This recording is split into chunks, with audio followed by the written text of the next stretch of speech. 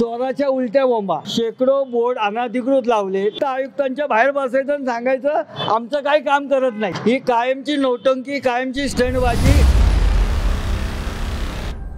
चोराच्या उलट्या बोंबा, स्वतःच्या शेकडो बोर्ड बॅनर लावले आणि एका बाजूला बोर्ड बॅनर लावले की मी केलेल्या कामाच्या माध्यमातून, आणि दुसरीकडे आयुक्तांच्या बाहेर बसायचं आणि सांगायचं आमचं काही काम करत नाही। मग काम झालं कसं काय?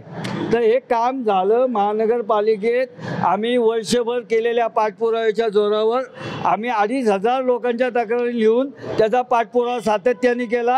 आम्ही सातत्याने केलेल्या कामाची, आम्ही त्यावेळेस केलेल्या कामांच्या ज्या मागण्या केल्या त्याच्या आमच्याकडे पुरावे आहेत।